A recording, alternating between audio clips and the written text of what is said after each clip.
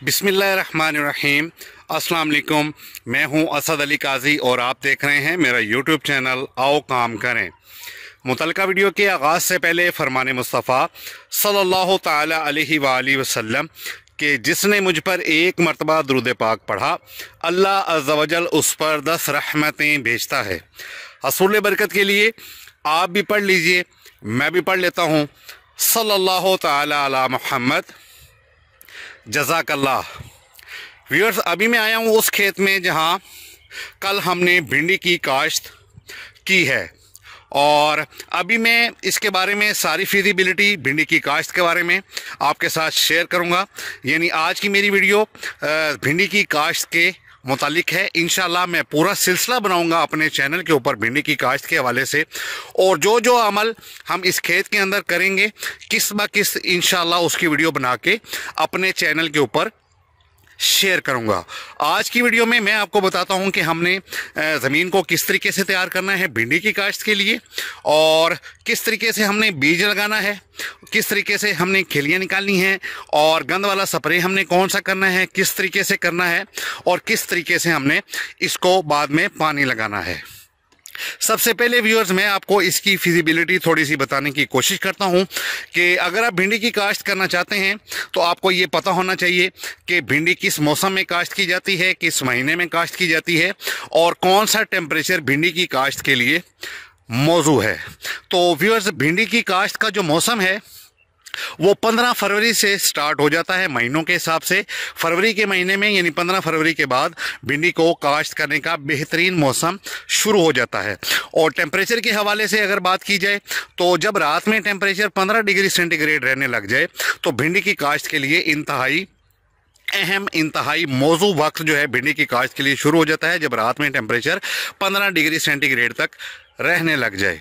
इसी तरह भिंडी की काश्त करने के लिए जब हमने ज़मीन को तैयार करना है, व्यूअर्स आपको पता है कि कोई भी फसल जब उसके लिए अच्छा खेत तैयार किया जाए, अच्छी ज़मीन तैयार की जाए, जितनी अच्छी ज़मीन तैयार की जाए उतनी ही हमें उस फसल से, उस सब्ज़ी से या कोई भी हमने चीज़ काश्त करनी है तो उतनी ही अच्छी हमें प्रोडक्शन मिलती है, जबकि जितनी अच्छी ज़मीन हमने तैयार की हुई हो उस फसल के लिए या सब्ज़ी काश्त करने के लिए। तो भिंडी काश्त करने के लिए भी आपने बड़े ही अच्छे तरीके से ज़मीन को तैयार करना है। हमने जब ये भिंडी की काश्त की है तो हमने इसकी ज़मीन की तैयारी के हवाले से मैं आपके साथ शेयर करूँ कि हमने तकरीबन 8 से 10 मरतबा इसके अंदर हल चलाए हैं।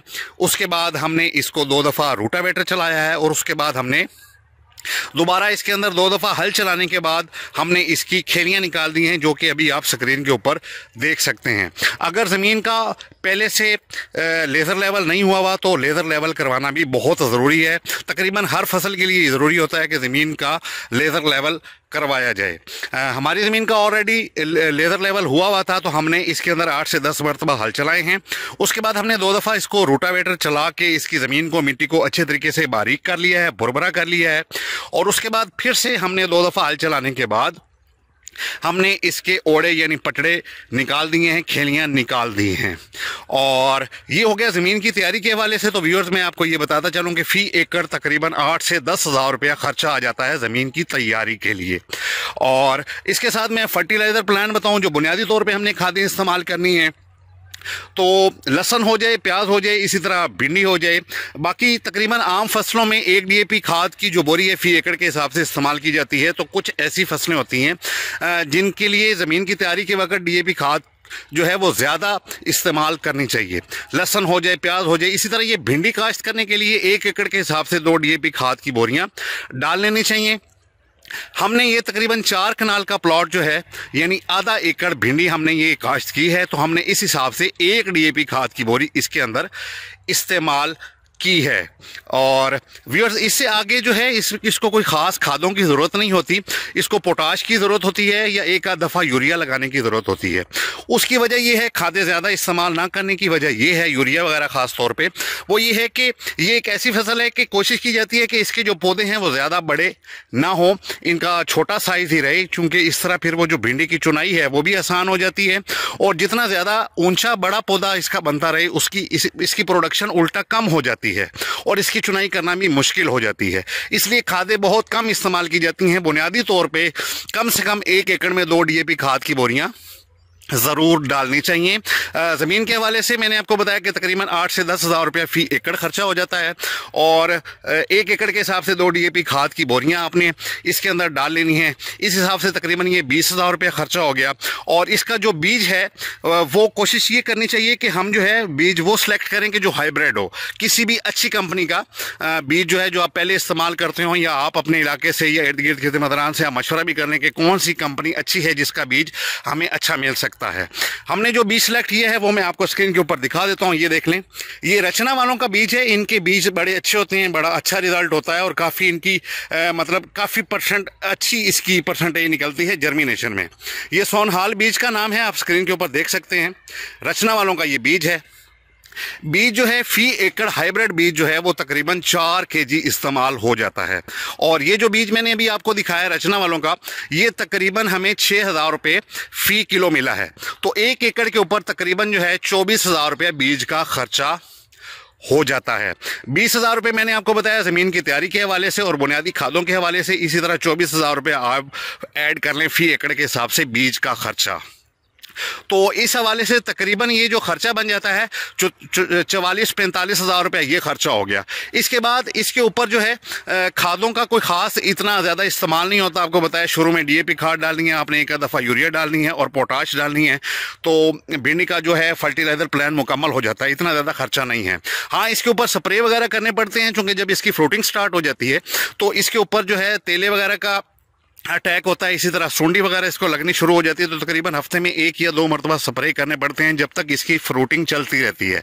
तो इस हिसाब से मैं आपको एक ओवरव्यू मैंने आपको बताया, और तकरीबन इसका फ़ी एकड़ का जो खर्चा है वो 55 से 60 हज़ार रुपये पानी वगैरह दे के, स्प्रे करके, खादें लगा के, और जो है ज़मीन की तैयारी करके, बीज लेके, इन सारी चीज़ों को तकरीबन 55 से 60 हज़ार रुपया औसतन जो है खर्चा फ़ी एकड़ आ जाता है।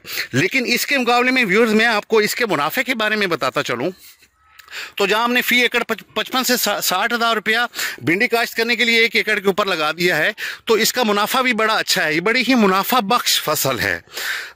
इसका जो अगर रेट हमें अच्छे ना भी मिले, मतलब मुनासिब भी रेट मिले व्यूअर्स, तो कम से कम 1 एकड़ से 1.5 से 2 लाख रुपया इजीली कमाया जा सकता है। हाँ, ये आपके ऊपर है कि आप कितनी मेहनत करते हैं, कितने अच्छे तरीके से आप इसकी जो है चुनाइयाँ करवाते हैं, कितने अच्छे तरीके से आप अपनी फसल को पालते हैं, कितनी अच्छी केयर करते हैं। ये तो हर फसल के लिए, हर सब्ज़ी के लिए ज़रूरी होता है। तो 55 से 60 हज़ार रुपया लगा के औसतन जो है 1.5 से 2 लाख रुपया कमाया जा सकता है, अगर रेट अच्छे मिलें आपको। ये मुनासिब रेट आपको बताया, अगर मुनासिब रेट मिले तो 1 एकड़ से 1.5 से 2 लाख रुपया कमाया जा सकता है। अगर बहुत अच्छे हमें रेट मिल जाए तो इससे भी ज़्यादा, मतलब 3 लाख रुपये तक इसकी जो है इनकम जा सकती है, इसकी अर्निंग हो सकती है। तो मुख्तसर ये कि एक मुनाफा बख्श फसल है, ये ज़रूर लगानी चाहिए। ये ज़्यादातर, ये एक और इसकी जो है थोड़ी सी नेगेटिविटी के हवाले से आपको मैं बताऊं कि ये फसल ज़्यादातर लोग नहीं लगाते, और एक अगर लगाते भी हैं तो कम रकबे के ऊपर लगाते हैं, ज़्यादा रकबे के ऊपर नहीं लगाते। उसकी एक ख़ास वजह सुन लें, वो ये है कि जब भिंडी तैयार हो जाती है, इसकी चुनाइयाँ शुरू हो जाती हैं व्यूअर्स, तो भिंडी के ऊपर, इसके पौधों के ऊपर कंज उसको बोलते हैं, आप ये कह लें कि समझने के लिए आपको बता देता हूँ कि कांटे आप कह लें। तो जब वो भिंडी चुनाई की जाती है तो लेबर के हाथ जो हैं वो अक्सर जो हैं वो ज़ख्मी हो जाते हैं। इसके ऊपर इस किस्म का जो कंज वगैरह या कांटे आप कह लें ऊपर लगे हुए होते हैं। भिंडी जब तुड़ाई करते हैं तो उसके हाथ लेबर के छिल जाते हैं। तो अक्सर जो बेहतर एहतियाती तदाबीर इख्तियार करते हुए अगर भिंडी की चुनाई की जाए तो दस्ताने, ग्लव्स वगैरह पहन के लेबर से चुनाई करवानी चाहिए, ताकि उसके जो हैं हाथ वगैरह लेबर के ज़ख्मी ना हों। तो लेबर का ज़्यादातर इशू आता है, लेबर एक दफ़ा काम करने आएगी, उसके हाथ वगैरह छिल जाएंगे, उसको ज़रा मुश्किल लगेगा काम, तो वो दूसरे दिन शायद ना ही आए। तो ये लेबर का इशू है। अगर लेबर का इशू किसी बंदे को नहीं है तो वो बेशक 2 एकड़ 4 एकड़ भी काश्त कर सकता है, लेकिन एहतियातन जो है कम ही भिंडी काश्त करनी चाहिए। हमने भी ये 1 एकड़ पूरा भी भिंडी काश्त नहीं की, हमने ये 4 कनाल यानी आधे एकड़ के ऊपर हमने भिंडी काश्त की है, एहतियातन कम इसीलिए काश्त की है कि हमें टाइम के ऊपर लेबर वगैरह का मसला ना आए। ये ना हो कि हमारी जो चुनाइयाँ शुरू हों, फ्रूटिंग स्टार्ट हो जाए और हमें लेबर जो है वो ना मिले। तो हमने एहतियातन लेबर की, हमें कोई मुश्किल ना हो, हमने 4 कनाल के ऊपर ये भिंडी काश्त की है। अगर लेबर का इशू ना हो तो भले आप एकड़ों में भी भिंडी काश्त कर सकते हैं। मुनाफा इसमें बाहर कैफ काफ़ी मौजूद है। ये ऐसी फसल है। तो व्यूअर्स मैं आपको बता रहा हूँ कि इसलिए ये ज़्यादातर फसल लोग काश्त नहीं करते हैं, ये कम काश्त करते हैं। और इसी वजह से चूँकि इसकी डिमांड तो होती है हर घर की, हर बंदे की, ये तकरीबन एवरेज जो है ये पसंद है लोगों को। भिंडी एक ऐसी फसल है, तो इस वजह से कम काश्त होने की वजह से मार्केट में कम जाती है और इसी वजह से इसका रेट जो है वो ज़्यादा होता है, अच्छा रेट मिल ही जाता है बाहर। तो ये आपको तकरीबन जो है इसकी फिजिबिलिटी जो है मुख्तसर अंदाज में मैंने बताई है, 55 से 60 हज़ार रुपये फ़ी एकड़ के ऊपर खर्चा आ जाता है। और इसकी जो बड़ा एक बेनिफिट है, बड़ा एक फ़ायदा है, वो भी सुन लें। वो ये है व्यूअर्स की एक ऐसी फसल है कि तकरीबन 50 से 55 दिन के अंदर भिंडी ऊपर लगनी शुरू हो जाती है पौधों के ऊपर, यानी इसकी फ्रूटिंग शुरू हो जाती है। आपकी ये कह लें कि अर्निंग स्टार्ट हो जाती है। 50 से 55 दिन के अंदर अंदर आप भिंडी तोड़ने वाले और मार्केट में बेचने वाले बन जाते हैं और आपकी जेब में इसका जो है मुनाफा आना शुरू हो जाता है, आपके पैसे वापस आने शुरू हो जाते हैं। ये मतलब इस लिहाज से बड़ा ही एक बेनिफिट है, बड़ा ही एक फ़ायदा है कि बड़ी जल्दी इसकी फ्रूटिंग शुरू हो जाती है और बड़े ही जल्दी इसके जो पैसे हैं वो रिकवर होने शुरू हो जाते हैं। तो व्यूअर्स मैं आपको ये बता रहा था कि ज़मीन आपने बड़े ही अच्छे तरीके से तैयार करनी है। जितनी अच्छी ज़मीन तैयार करेंगे उतनी ही हमें इंशाल्लाह ताला अच्छी प्रोडक्शन मिलेगी। तो 8 से 10 हज़ार रुपया खर्चा आ जाता है। हमने भी इसके अंदर हल चलाए, रोटावेटर चलाया, लेदर लेवल ऑलरेडी हुआ हुआ था। फिर हल चलाने के बाद हमने इसकी खेलियां निकाल दी। खेलियां आपने जो निकालनी हैं ये मकई की तरह ही निकालनी है, जिस तरह मक्की के लिए या आलू के लिए ये खेलियां निकलती हैं। आप स्क्रीन के ऊपर देख सकते हैं किस तरीके से ये खेलियां निकली हुई हैं। और लगना भी इसको मक्के की तरह ही है, मक्के की तरह ही इसकी सोइंग होती है, मक्के की तरह ही इसका भी ज़मीन के अंदर लगाया जाता है। लेकिन फ़र्क सिर्फ ये होता है कि जब आपने भिंडी काश्त करनी है तो खेलियाँ तो मक्के की तरह ही आपने निकाल दी खेत के अंदर। मक्की और भिंडी लगाने में फ़र्क ये होता है कि मक्की जो है वो एक साइड के ऊपर सिर्फ लगती है खेली के, लेकिन भिंडी जो है वो खेली के दोनों साइडों के ऊपर लगती है। यानी एक खेली के ऊपर आपने 2 लाइनें लगानी हैं भिंडी के बीज की, दाईं तरफ भी और बाईं तरफ भी, यानी खेली के ऊपर आपने 2 लाइनें लगानी है। बीज से बीज का फासला आपने तकरीबन 4 इंच रखना है और लाइन से लाइन का जो फासला है वो भी 4 इंच रखना है। खेलियां आपने मक्की की तरह निकाल दी, आप स्क्रीन के ऊपर देख सकते हैं। लेकिन मक्की जो है वो खेली के ऊपर 1 लाइन लगती है। भिंडी लगाने के लिए आपने एक खेली के ऊपर 2 लाइनें लगानी है बीज की, और हर बीज का दरमियानी फासला 4 इंच रखना है और 2 लाइनों का दरमियानी फासला भी 4 इंच रखना है। तो इस तरीके से हमने अल्हम्दुलिल्लाह ये भिंडी कल काश्त कर दी है। और जब बीज लगने का अमल मुकम्मल हो जाए तो उसके बाद व्यूअर्स आपने इसके ऊपर गंद वाला स्प्रे कर देना है पानी लगाने से पहले ही। गंद वाला स्प्रे जो है वो अक्सर किया जाता है, आपको पता भी होगा, मज़ीद बता देता हूँ कि पेंडीमेथलिन या डियोल गोल्ड या दोनों को मिक्स करके आप स्प्रे गंद वाला कर सकते हैं। उससे इंशाल्लाह ताला जो इसकी जर्मिनेशन का टाइम है, यानी पहले 30 से 40 दिन, उसके अंदर इंशाल्लाह ताला खेत में गंद पैदा नहीं होगा और बड़े अच्छे तरीके से भिंडी की जो है वो जर्मिनेशन होना शुरू हो जाएगी।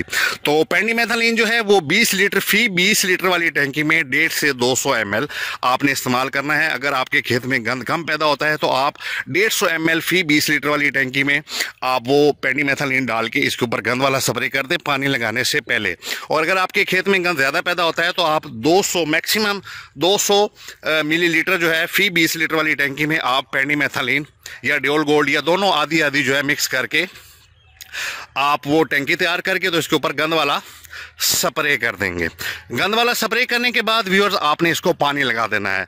व्यूअर्स ये याद रहे कि गंद वाला स्प्रे करने का फ़ायदा उसी वक्त ज़्यादा होता है कि जबकि आप ये सारा अमल यानी बीज लगने का अमल खेलियों के ऊपर, उसके बाद गंद वाला स्प्रे और उसके बाद पानी लगने का अमल आपने 24 घंटे के अंदर अंदर मुकम्मल कर लेना है।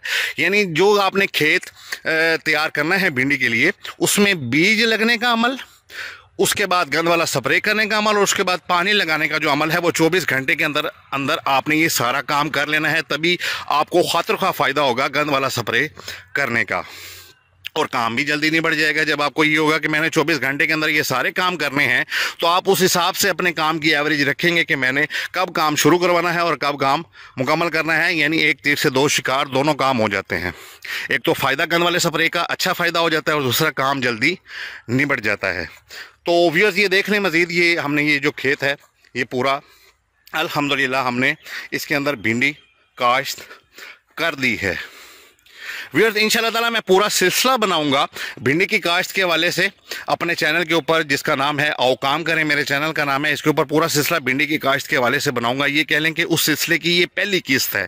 इंशाल्लाह ताला जो जो अमल हम इस खेत के अंदर करेंगे वक्तन फ़वक्तन उसकी वीडियो बना के मैं अपने चैनल के ऊपर शेयर करूँगा। जो अमल करेंगे उसकी वीडियो बना के किस्त ब किस्त चैनल के ऊपर शेयर करूँगा इंशाल्लाह ताला। जो पुराने व्यूअर्स हैं उनको तो कोई ख़ास फ़ायदा, जो पुराने काश्तकार हैं जो पहले भिंडी काश्त करते रहते हैं उनके लिए तो कोई ख़ास फ़ायदा मंद ये वीडियोस मेरी नहीं साबित होंगी। लेकिन कम से कम जो नए मेरे व्यूअर्स हैं, नए काश्तकार हैं, ये जिन्होंने आज तक अभी भिंडी काश्त नहीं की, तो उनके लिए इंशाल्लाह ताला अल्लाह की रहमत से ये मेरी वीडियोस बड़ी ही कारामद साबित होंगी। यानी वीडियोस देखते जाएं और फसल काश्त करते चले जाएं। अच्छा व्यूअर्स, एक और बात मैं आपको वो दिखा दूं कि हमने बीज की, मैंने आपको पैकिंग तो दिखा दी है, अभी मैं आपको दिखाता हूं कि वो बीज किस किस्म का होता है। मैं आपको बीज की शक्ल भी दिखा दूं कि बीज कैसा होता है। पैकिंग आपने देख ली है व्यूअर्स, ये देखें, ये बीज होता है, ये भिंडी का बीज है। ये बेसिकली इसका जो बीज है वो तो छुपा हुआ है, ये इसके ऊपर दवाई लगी हुई होती है। ये दवाई जो है ये किस्म का जहर ही होता है, ये इसकी प्रोटेक्शन के लिए होता है। यानी प्रोटेक्शन इस हिसाब से कि जब बीज ज़मीन में लगाया जाता है तो ये कीड़े मकोड़े वगैरह आ जाते हैं, परिंदे भी आ जाते हैं, तो वो बीज चुन के ले जाते हैं, जिससे नुकसान होता है। जब बीज ज़मीन में रहना ही नहीं है तो फिर उसकी जर्मिनेशन क्या होनी है। तो इसके ऊपर ये जहर वगैरह ऑलरेडी लगा हुआ होता है। मेरा ख्याल में कि मैंने जो बेसिक चीज़ें हैं वो तकरीबन सारी आपको बता दी हैं। अगर किसी किस्म की कोई आपको बात समझ में ना आए या कोई बात रह गई हो तो आप कमेंट्स में मेरे से पूछ सकते हैं। इंशाल्लाह ताला जो नेक्स्ट अमल जो भी हम इस खेत के अंदर करेंगे उसकी वीडियो बना के अपने चैनल के ऊपर शेयर करूंगा। आप तमाम लोगों से ये दरख्वास्त है कि अगर मेरी वीडियोस, मेरा ये काम अच्छा लगता है आपको, तो इनको लाइक एंड शेयर भी ज़रूर किया करें। और मेरा चैनल जिसका नाम है आओ काम करें, इसको भी ज़रूर सब्सक्राइब कर लीजिए अगर आपने पहले मेरे चैनल को सब्सक्राइब नहीं किया था। और मेरा और मेरे चैनल का जो स्लोगन है कि फारिग नहीं रहना, काम करना है, इसको भी आपने नहीं भूलना। अभी तक के लिए इतना ही। असद अली काजी को इजाज़त दीजिए। खुदा हाफिज़।